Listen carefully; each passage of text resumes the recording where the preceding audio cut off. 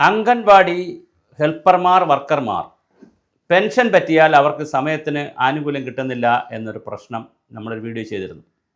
അപ്പോൾ അതിൻ്റെ കൂടുതൽ ഇൻവെസ്റ്റിഗേഷനും കൂടുതൽ അന്വേഷണവും കാര്യങ്ങളൊക്കെ നടത്തുമ്പോഴാണ് ഞെട്ടിപ്പിക്കുന്ന മറ്റു കുറേ വിവരങ്ങൾ കിട്ടുന്നത്.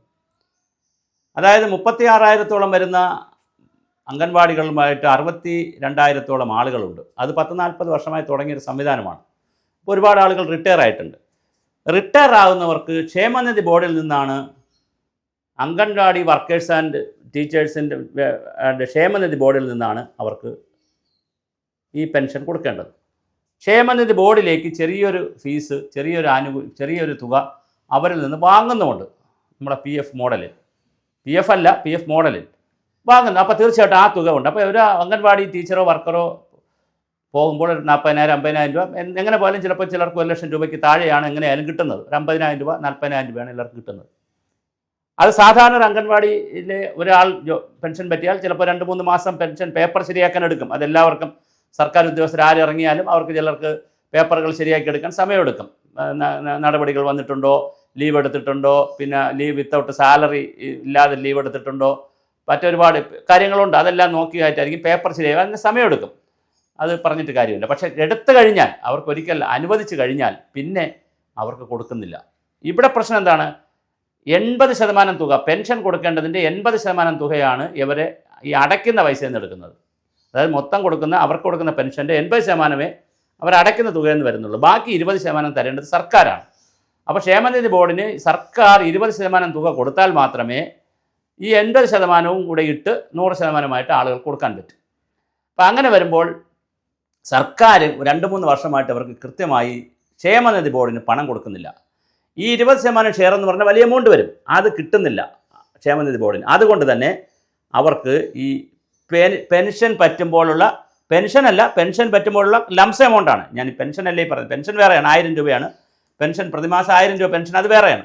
ഈ പെൻഷൻ പറ്റുമ്പോൾ കിട്ടുന്ന ഒരു ലംസ എമൗണ്ട് ഉണ്ട്. അതുവരെ ജോലി ചെയ്തതിന് അവർക്ക് മറ്റേ സർക്കാർ ഉദ്യോഗസ്ഥർക്കാണ് ഗ്രാറ്റുവിറ്റി എന്നൊക്കെ പറഞ്ഞ് കൊടുക്കുന്ന പോലെ ഇവർ സ്കീം തൊഴിലാളികൾക്ക് പിരിഞ്ഞു പോകുമ്പോൾ ഒരു തുക കയ്യിൽ കൊടുക്കും. അത് അന്ന് കൊടുക്കാൻ ചിലപ്പോൾ പറ്റത്തില്ല, കാരണം പേപ്പർ വർക്ക് ഉണ്ടല്ലോ. അപ്പോൾ അതുകൊണ്ട് കുറച്ച് ദിവസം കഴിയുമ്പോൾ അവർക്ക് കിട്ടും. ആ തുക കിട്ടുന്നത് 80% അവരടയ്ക്കുന്ന തുക 80% കണക്കാക്കുകയും 20% സർക്കാരിൻ്റെ ആനുകൂല്യം കൂടെ വച്ച് 100% കൊടുക്കുന്നത്. സർക്കാർ 2-3 വർഷമായി പണം കൊടുത്തിട്ട്, അപ്പോൾ 2022 കൊടുത്തതിന് ശേഷം 23, 24, 25 വർഷങ്ങളിൽ പെൻഷൻ പറ്റിയവർക്ക് ഈ ലംസമായി കിട്ടേണ്ട തുക കിട്ടിയിട്ടില്ല. ഇതാണ് നമ്മൾ എടുക്കുന്ന മറ്റൊരു വിവരം. അതുപോലെ തന്നെ പെൻഷനെ സംബന്ധിച്ചും ചില പ്രശ്നങ്ങളുണ്ട്. ചില ആളുകളാണെങ്കിൽ ഇതിനകത്തുള്ളൊരു വലിയ പ്രശ്നം, ഈ സ്ത്രീകൾ അംഗൻവാടി ടീച്ചർമാരും വർക്കർമാരും എൻ്റെ വീഡിയോസ് കണ്ടിട്ട് എന്നോട് ഡിമാൻഡ് ചെയ്തിരിക്കുന്ന, അല്ല അവർ പറയുന്നത്, അയച്ചിരിക്കുന്ന വോയിസിലൊന്നും അവരെ പേരില്ല, സ്ഥലമില്ല. അവർ വെറുതെ വോയിസ് അയച്ചിരിക്കുന്നത്, എൻ്റെ പേര് പറയുന്നില്ല, സ്ഥലം പറയുന്നില്ല. ഇതാണ് പ്രശ്നം. അവർക്ക് 3 പ്രാവശ്യമായിട്ടാണ് പൈസ കിട്ടുന്നത്. കേന്ദ്ര ഗവൺമെൻറ്, സംസ്ഥാന ഗവൺമെൻറ്, പഞ്ചായത്തിൻ്റെ പൈസ, അത് 3 പ്രാവശ്യമായിട്ടാണ്. അതിനെ 2 പ്രാവശ്യം ആക്കാൻ പറ്റില്ലേ എന്നുള്ളൊരു ചിന്തയുണ്ട്. കേന്ദ്ര ഗവൺമെൻറ് പൈസ വരുന്നു, 1 പ്രാവശ്യം ആക്കിയാൽ വളരെ നല്ലത്. അല്ല എങ്കിൽ അത് 2 പ്രാവശ്യമെങ്കിലും ആക്കണം. പഞ്ചായത്തിൻ്റെയും സ്റ്റേറ്റിൻ്റെയും പൈസ ഒന്നിച്ച് കൊടുക്കുകയും സെൻട്രലിൻ്റെ പൈസ അങ്ങനെ 2 ആക്കി കൊടുക്കാൻ പറ്റിയാൽ വളരെ സന്തോഷമായിരിക്കും. പിന്നെ ഈ പെൻഷൻ പറ്റുന്ന ആളുകളുടെ ഒരു പ്രശ്നം, 30 വർഷം 35 വർഷം ജോലി ചെയ്തിട്ട് അവർക്കറിയില്ല ഇത് ഏതൊക്കെ സ്കീമിൽ നിന്ന് പൈസ വരുന്നു, എപ്പോൾ പൈസ വരുന്നു, പെൻഷന് മുമ്പ് എന്തെല്ലാം പേപ്പർ തയ്യാറാക്കണം. 6 മാസം ലീവ് എടുത്ത് മോളുടെ പ്രസവവുമായി ബന്ധപ്പെട്ട് കുഞ്ഞിനെ നോക്കാൻ പോയതിൻ്റെ ഭാഗമായി 6 മാസം ജോലിയിൽ നിന്ന് ലീവ് എടുത്തപ്പോൾ തിരിച്ചു വന്നപ്പോൾ ക്ഷേമ പെൻഷൻ കട്ടായി. അവർക്ക് അടയ്ക്കാൻ പറ്റാത്തതുകൊണ്ട് പിന്നെ അവർക്ക് പെൻഷനേ കിട്ടുന്നില്ല. ഇങ്ങനെ 100 കണക്കിന് കേസ്.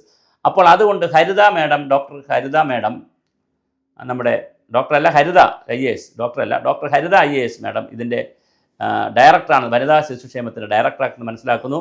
അതുപോലെ മറ്റൊരു സുനീഷ് എന്ന് പറയുന്നൊരു ഡോക്ടറാണ് ഇതിൻ്റെ CEO, ഈ ക്ഷേമനിധി ബോർഡിൻ്റെ.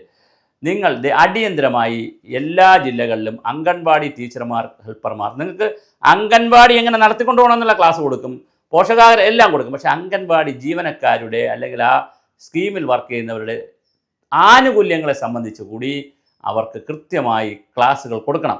അല്ലെങ്കിൽ ഒരു ബുക്ക്ലെറ്റ് തന്നെ ഇറക്കണം. എങ്ങനെ ഒരു അംഗൻവാടി ടീച്ചറാവാം, എങ്ങനെ ഇതാവാം, എന്തൊക്കെ സർവീസ് ആനുകൂല്യങ്ങളുണ്ട്, അത് എപ്പോൾ കിട്ടും, അതിന് എന്തൊക്കെ പേപ്പർ ശരിയാക്കണം എന്നുള്ളതിനെ സംബന്ധിച്ചൊരു ബുക്ക്ലെറ്റ് തയ്യാറാക്കി താഴോട്ട് കൊടുത്താലും വളരെ സന്തോഷമായിരിക്കും.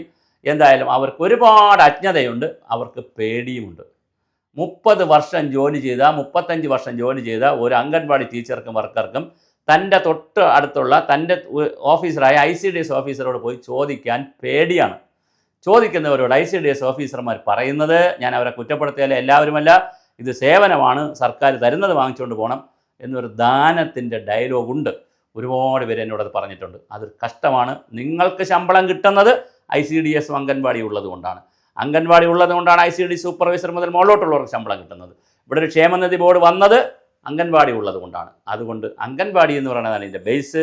അതിൻ്റെ ടീച്ചർമാർക്കും ഇതിലവർക്ക് ഇത് കിട്ടട്ടെ. അതിനെ ശക്തമായി എതിർക്കരുത്, ഒരു സാഹചര്യത്തിലാണ് എതിർക്കരുത്. വനിതാ ശിശുക്ഷേമ മന്ത്രി വീണ ജോർജാണ്, അവർ ഇത് ശ്രദ്ധിക്കണം. ഇതിൻ്റെ ഡയറക്ടറായിട്ടുള്ള ഹരിത IAS ഇത് ശ്രദ്ധിക്കണം.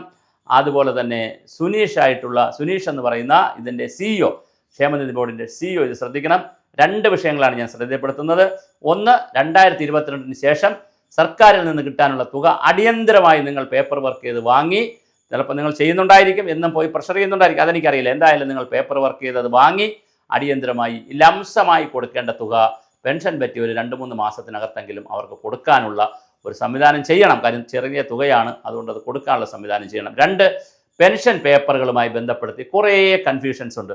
ഇതിനെ സംബന്ധിച്ചുള്ള ക്ലാസ്സുകൾ കൃത്യമായി കൊടുക്കുകയും 62 വയസ്സിൽ പെൻഷൻ പറ്റുമ്പോൾ 61ാമത്തെ വയസ്സിൽ തന്നെ എല്ലാ പേപ്പേഴ്സും അവരോട് ശരിയാക്കാൻ പറയുകയും ചെയ്യുന്ന ഒരു ഡയറക്ഷൻ താഴേക്ക് പോകണം.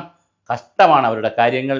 ഓണമാസമായിട്ട് അവരുടെ കയ്യിൽ പണമില്ല, സങ്കടമാണ്. അവർ പറയുന്നത് കേട്ടാൽ വളരെ വിഷമമുണ്ട്. അതുകൊണ്ടാണ് ഈ വീഡിയോ വീണ്ടും 4ാമത്തെ വീഡിയോയും ചെയ്യേണ്ടി വരുന്നത്.